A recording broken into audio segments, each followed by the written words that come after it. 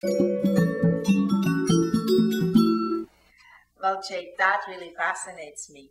I really want to know how to use those little droppers and get the best out of my water. Will you show that to me? Great question, Katira. The reagent kit is actually used to calibrate and get the most out of the machine. Let me show you how this happens.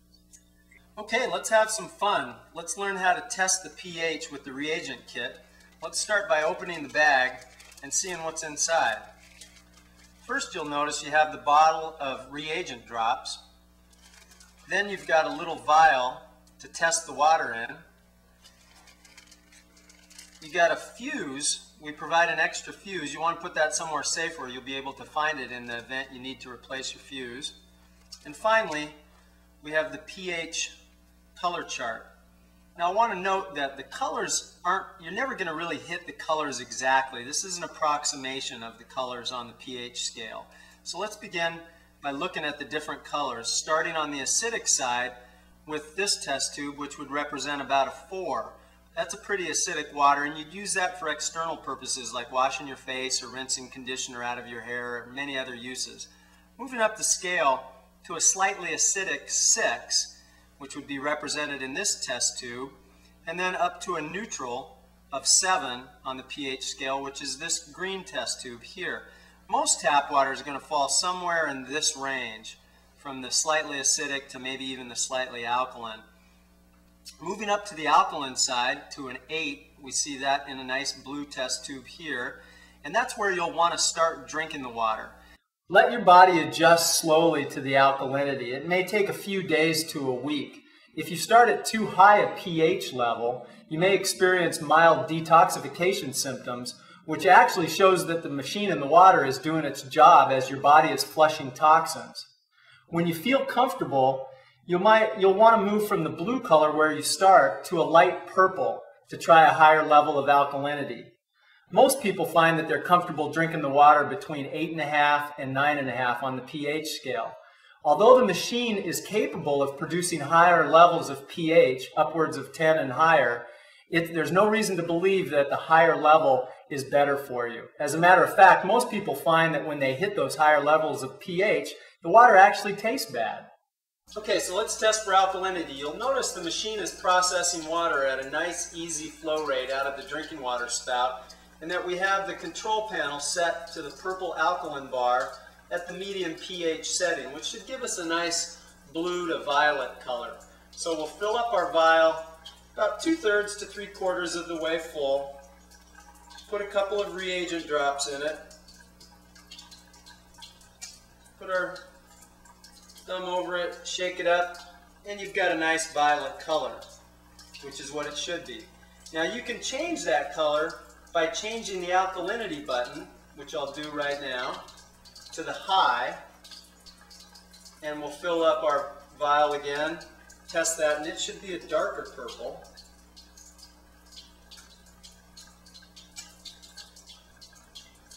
Which you see here. Now I want to show you how you can fine-tune the machine using your faucet by controlling the rate at which the water processes through the machine. The faster the water processes through the machine, the less ionization and the lower level of alkalinity you'll receive. Let me demonstrate. So now we have a nice easy flow rate coming out. If I speed that flow rate up by opening my faucet all the way so the water's coming through quite rapidly, and fill my test vial up again, I'm going to get a different color. I'll add my 2 reagent drops, or 3, whatever it takes to turn it the color.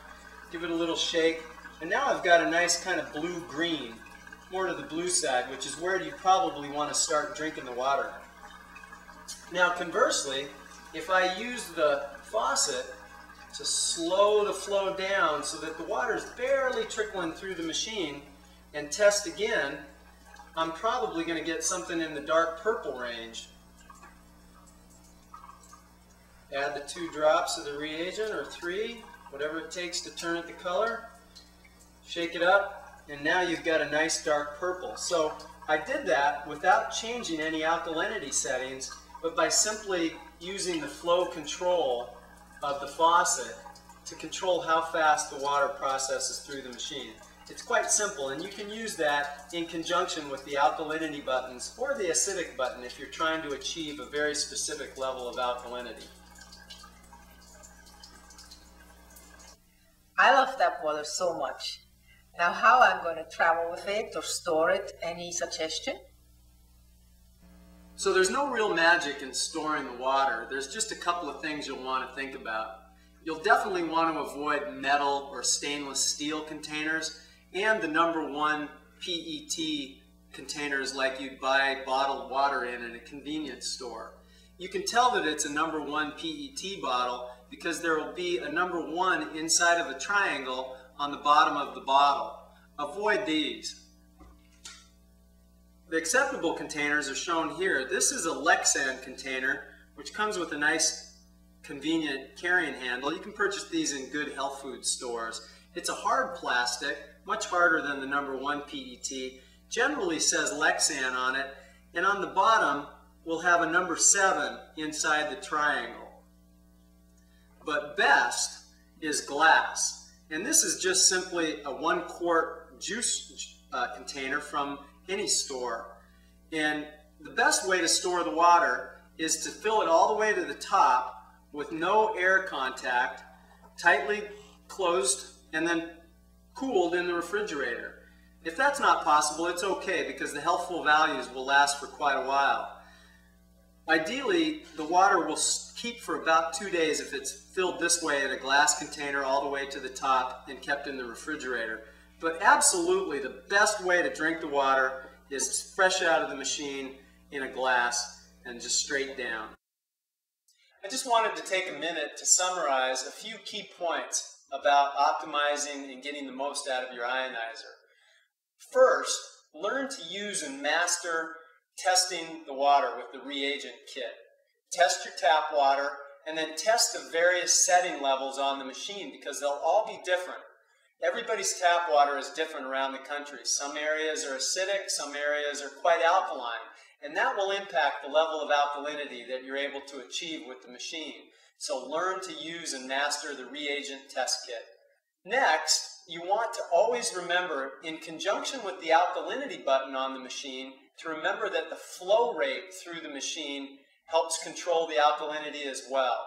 The faster the machine processes the water, the lower the alkalinity. The slower the machine processes the water, the higher the alkalinity.